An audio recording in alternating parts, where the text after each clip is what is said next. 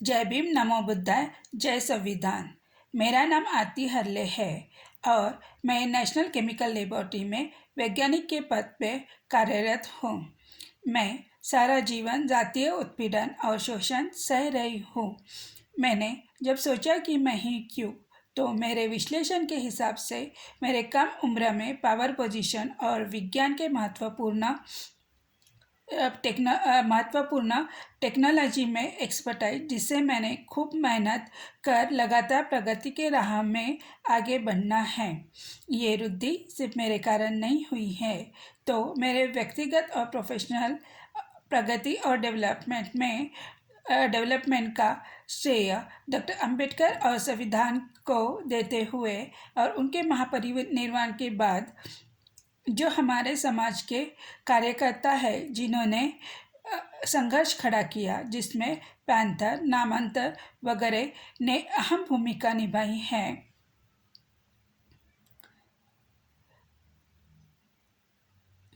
उसका भी हाथ है।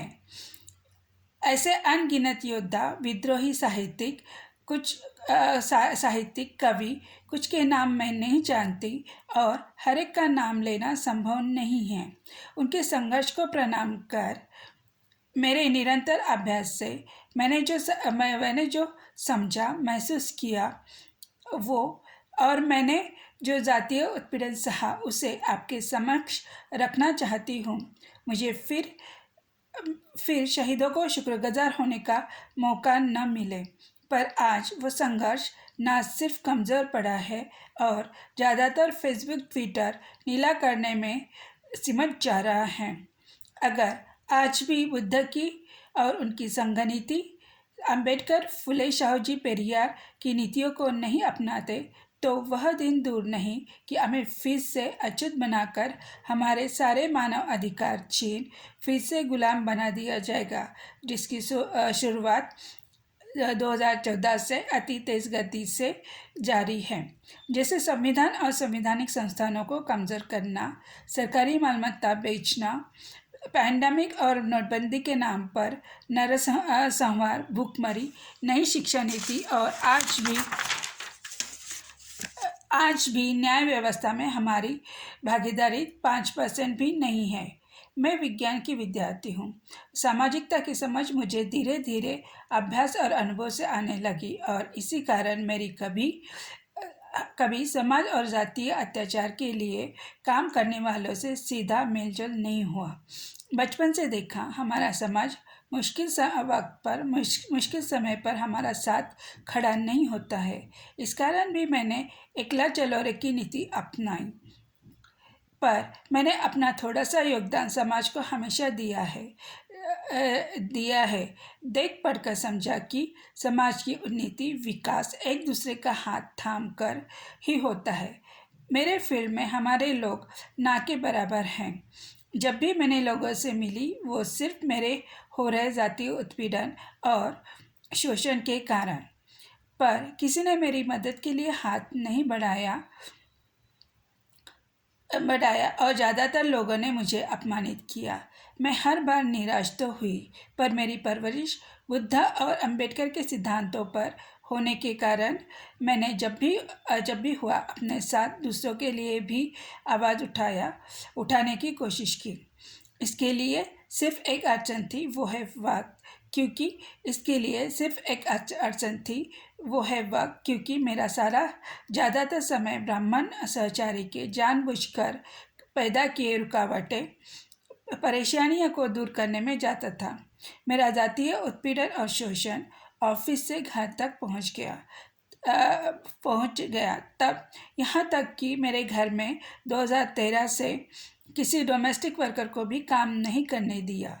मेरे वैज्ञानिक काम के लिए मुझे दिन के कम से कम 10 घंटे देने के बाद और रोज की जबरन की पैदा की हुई समस्याओं को हटाने के लिए मुझे लैब में 15 से 18 घंटे बिताने पड़ते हैं। मैंने पुणे में किसी को न जानने की वजह से समाज से कट गई, या फिर ये साजिश षड्यंत्र का भी एक भाग था। मुझे ठीक से ना केमिकल एपरेटस दिए, ना ही मेरी किसी इंस्ट्रूमेंट में सैंपल एनालिसिस, ना ही एनसीएल में, ना ही पुणे में किसी और अन्य संस्थानों में करने दिया। मैंने अपना ज़्यादातर काम मुंबई में किया। मैंने अपना ज़्यादातर काम मुंबई में किया। सुबह 6 बजे निकलकर रात के 12 बजे के बाद घर पहुंचना। इसके बावजूद भी जब मैंने पेटेंट एप्लीकेशन फाइल कर दिया तो ब्राह्मणों को हजम नहीं हो पा रहा था। वैसे भी मेरा पेटेंट एप्लीकेशन एनसीएल में मना करने के बाद दिल्ली से गया। इसके बाद मेरे लिए मुंबई में भी परेशानियां शुरू कर दी, पर तब तक मेरा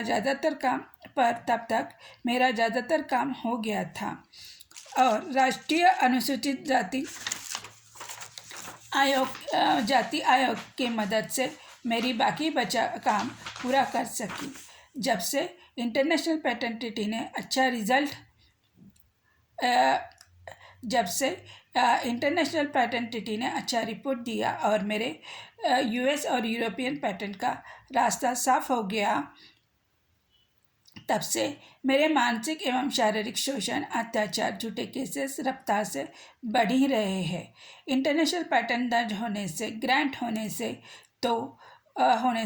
तो नहीं रोक पाए, पर अब इनकी आपराधिक शोषणकारी हरकतों ने हदें पार कर दी और जब उससे भी काम नहीं चला और मुझे न्याय के लिए न्यायालय जाने से रोकने के लिए एवं डॉक्टर लेले और डॉक्टर प्रसाद के गैर कानूनी नियुक्तियाँ और उनके आपराधिक मामले दबाने हेतु मेरी तनख्वाह गैर कानूनी तरीके से फर्जीवाड़ा करके 100% जो मेरी रोजी रोटी का साधन है बनकर मुझे मारने के लिए मजबूर किया। इसे चाहे सांस्थानिक हत्या कहे या फिर अबेटमेंट फॉर सुसाइड, इसकी 2 वजह है। एक मुझे अभिमान है मेरे जय भीम पहचान का, जिसे मैं गर्व से कैरी करती हूँ जब सारे छिपाने की कोशिश करते हैं। दूसरा, ब्राह्मण कल्चर का समर्थन न करके जातीय भेदभाव के खिलाफ बुलंदी से लगातार आवाज़ उठाना, जिससे ब्राह्मण का ना सिर्फ अहम आहत होता है और उनकी लॉबी ब्राह्मणवाद एक्सपोज होता है, साथ में ब्राह्मण हेजमनी सिस्टम खुद को उच्च जाहिरनामे को भी सीधे तौर पे चैलेंज करता है। मैं अपना काम पूरे ईमानदारी मेहनत से करती हूँ। टेक्निकली नॉलेज भी अच्छी है होने के कारण ब्राह्मण मुझे दबाने और नीचा दिखा नहीं पाते हैं तो इन ब्राह्मणों ने जो इनकी पारंपरिक नीति है, छल कपट और षड्यंत्र को अपनाया। बाबा साहब ने हमें बुद्ध धर्म देकर विज्ञानवादी संघनीति, जो फेडरल पावर की संकल्पना है, जिसके आधार पर बाबा साहब ने संसदीय प्रणाली और संविधान बनाया और इसी संघनीति को हम आज तक नज़रअंदाज करते आ रहे हैं, पर ब्राह्मणों ने इसे ब्राह्मण हेजेमनी को सशक्त करने में उपयोग में लाया, जैसे कि आरएसएस। ब्राह्मण कभी अकेला वार नहीं करता, वो भेड़िए की तरह झुंड में हमें पूरी तरह बर्बाद कर खत्म करता है। यही मेरे साथ भी हो रहा है। मेरे साथ मेरे समाज का एक भी व्यक्ति खड़ा नहीं हुआ, पर मेरे ऑफिस के SC/ST चुप रहे और कुछ जैसे कि doctor Shanta Kumari, doctor Arbale, doctor Selvaraj, doctor Ratna ने तो उसकी बेटी किरण के साथ मिलकर मेरी हत्या करने की कोशिश की। मिस्टर घोलाप और कई अन्य ब्राह्मण भी षड्यंत्र में शामिल हैं। ऐसे ही मेरे साथ IIT चंडीगढ़ और IIT मुंबई में भी हुआ, जिसमें मेरे दोस्त बने किरण और पंकज। उसकी निकम्मी गर्लफ्रेंड, जो आज उसकी वाइफ बनी है, उसको मेरे पद पर फिक्स करने में कामयाब रहे। इसमें अशरफ प्रोफेसर AQ कॉन्ट्रैक्टर, ब्राह्मण प्रोफेसर समझदार, प्रोफेसर रमन, प्रोफेसर कुलकर्णी और बनिया प्रोफेसर बेलारे ने मिलकर षड्यंत्र करते रहे। तब भी मैं अकेले ही लड़ी अब मेरा जीवन ज़्यादा दिन का नहीं है, अपने जीवन का आखिरी संघर्ष और आर पार की लड़ाई है। मैं जब 2016 में अपने सांस्थानिक जातीय उत्पीड़न शोषण करने से मुझे आत्महत्या के लिए उकसाया जा रहा था और मैं इसके जिम्मेदार वैज्ञानिक और परिस्थितियों का ज़रूरी आखिरी दस्तावेज बना रही थी, तभी रोहित वेमुला की हत्या की खबर आई और मैंने अपने अपराधी को एटलीस्ट रूल बुक में नाम FIR दर्ज करके मारने का सोचा। मैंने काफ़ी कोशिश की और तब लगा कि इतने बड़े ब्राह्मण हेजेमनी का इस्तेमाल कर बड़े बड़े पदों पर पीठासीन है। दूसरी तरफ मेरी अनुसूचित जनजाति के कलीग मेरे खिलाफ ब्राह्मण के षड्यंत्र में सीधे शामिल हैं। एक बात तो स्पष्ट है कि ब्राह्मण कभी मेरिट पे सिलेक्ट नहीं होता, ना ही प्रमोट होता है। वो हर कदम ब्राह्मण हेजेमनी, आतंकवाद और षड्यंत्रता से आगे बढ़ता है और आगे बढ़ाता है। भले ही उत्तम सुविधा जातीय पक्षपात के कारण इनके मार्क्स और अंग्रेजी अच्छी होती है, पर ये बिलो मेडिकेयर सामान्य से भी नीचे वाले ब्राह्मण किसी भी सिद्धांतों को जन्म नहीं दे सकते, ना ही रेखित सिद्धांतों को प्रैग्मेटिकली अमल में लाने में भी असमर्थ हैं। ये कामयाब है तो अनुसूचित जनजाति के खिलाफ षड्यंत्र करने में, और इसीलिए हमारा देश इंडस्ट्री और विज्ञान में अति पिछड़ा है। इनके पारंपरिक षड्यंत्र को सामने लाकर जातीय उत्पीड़न, अत्याचार और शोषण से निजात पाने के लिए सामाजिक संगठन की ज़रूरत थी। मैंने काफ़ी जगह गुहार लगाई, कोशिश की। महाराष्ट्र अम्बेडकर मूवमेंट का गढ़ माना जाता है, पर महाराष्ट्र में मेरी किसी ने दखल नहीं ली। मुझे थोड़ी सी मदद पहुंचाने वाले दिल्ली से है। मैंने भीम आर्मी, दलित पैंथर, एडवोकेट प्रकाश अंबेडकर, न्यूज़ वीक, दलित दस्तक, इक्वलिटी न्यूज़ वगैरह को कांटेक्ट किया। आवाज़ इंडिया ने तो एक कदम आगे बढ़कर यहाँ तक कि कह दिया कि उन्हें मेरे ईमेल भी नहीं पहुँच रहे हैं। अगर आप समझते हैं कि आपके साथ आपका समाज और सोशल मीडिया खड़ा होगा तो ये गलत फहमी है। रोहित वेमुला के आसपास बहुत बड़ा जमावड़ा था जो सिर्फ नारे लगा रहा था। उसमें से एक को भी भनक नहीं लगी कि रोहित ऐसा कुछ करने वाला है। और 8 दिन के भूख हड़ताल पर तांडव करने वाली सोशल मीडिया मेरे 200 दिन के ऊपर की भूखमरी पर बहरी गूंगी बनी रही। मेरी गैरकानूनी तरीके से तनख्वाह नवंबर 2020 से बंद है।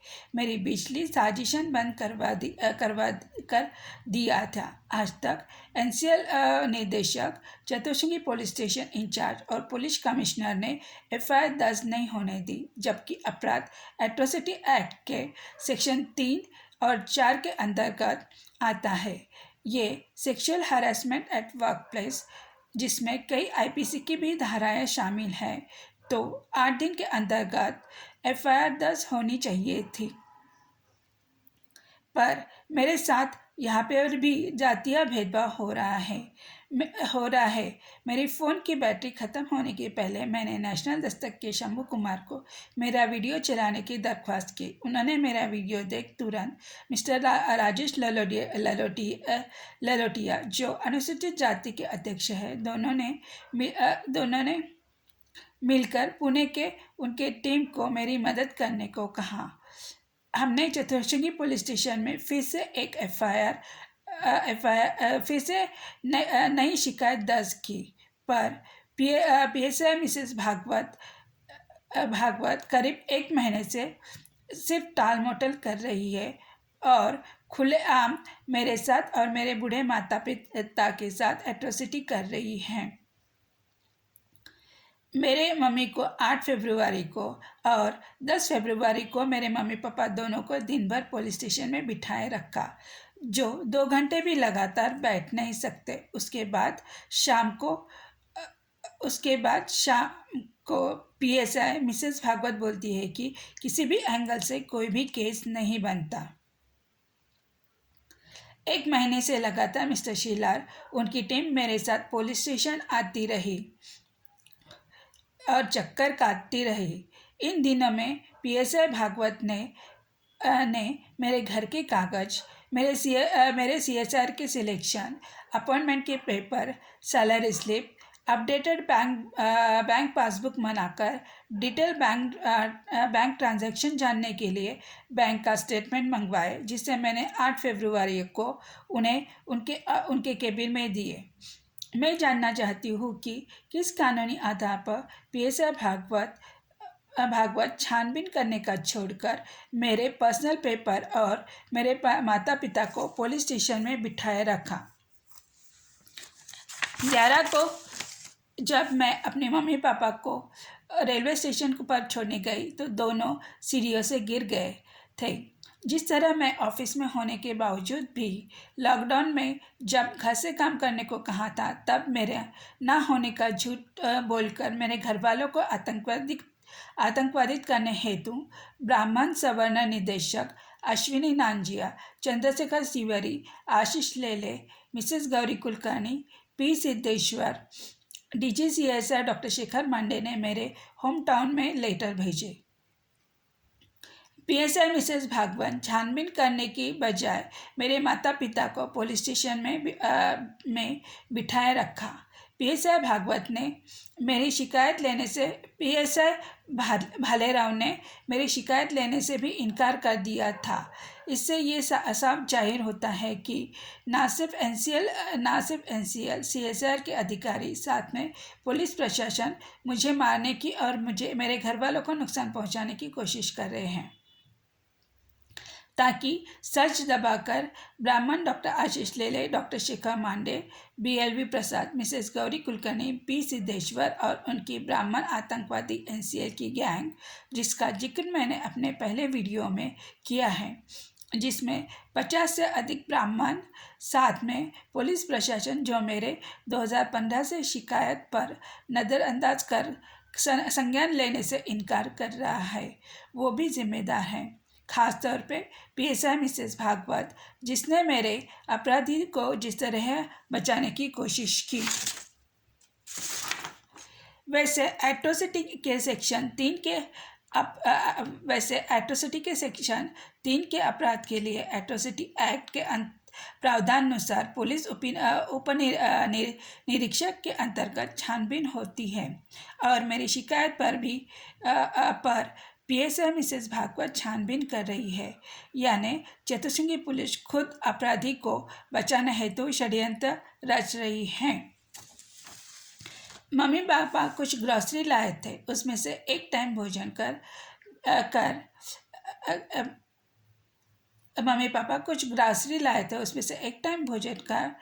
कर मरने से पहले एफआईआर दर्ज करने की कोशिश करूंगी। अगर एक भी एफआईआर दर्ज होती है तो मैंने जहां अपना संघर्ष छोड़ कर जा रही हूँ, वहाँ से अगला वाला वहाँ से शुरू करेगा। पर अगर एनसीएल निर्देशक डॉक्टर लेले और ब्राह्मण आतंकवादी गैंग और डीजीसीएसआर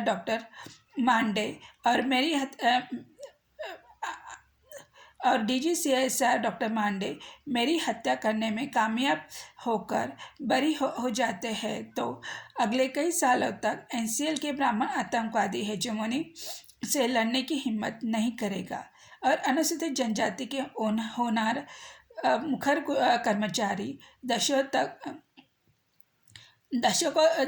तक ऐसे ही बर्बाद किए जाएंगे, मारे जाएंगे। मैंने अपनी पूरी शक्ति लगाकर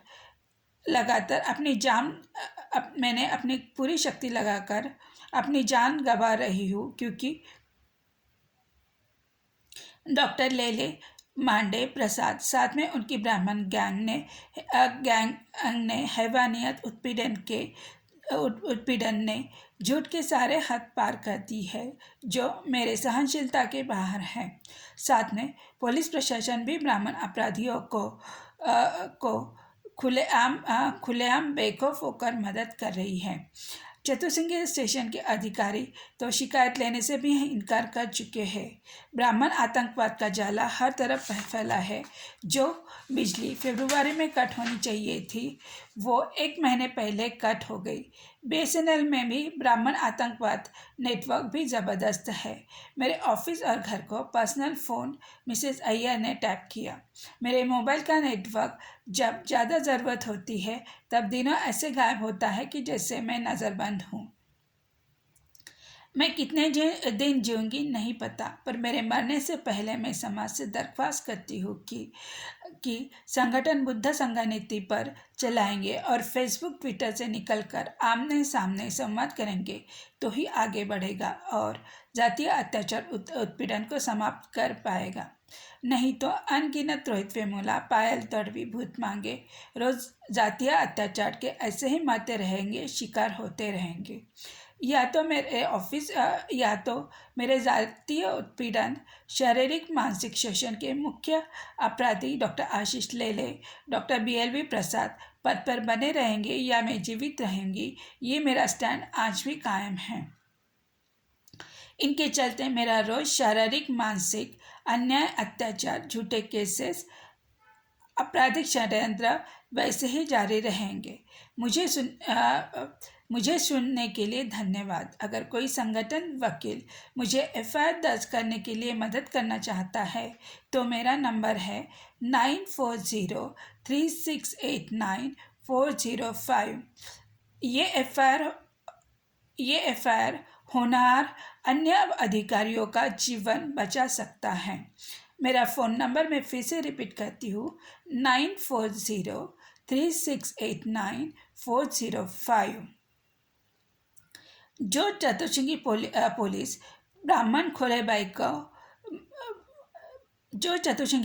ब्राह्मण खोलेबाई जो खुद गुनहगार थी और जातिवादी भी, उसकी FIR 2 घंटे के अंदर दायर करती है, वही चतुरसिंगी पुलिस मेरे एट्रोसिटी एक्ट और sexual harassment at work place की FIR तो दूर की बात है, पर मेरे शिकायत पर संज्ञान न लेकर मेरी शिकायत कचरे के डिब्बे में फेंक दी। इससे तो ये जाहिर दिखता है कि महाराष्ट्र पुलिस वर्ण व्यवस्था कानून का पालन करती है, ना कि संविधान का।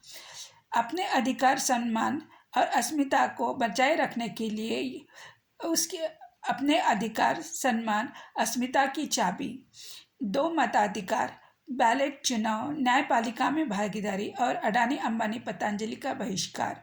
जय लोकतंत्र, जय भीम।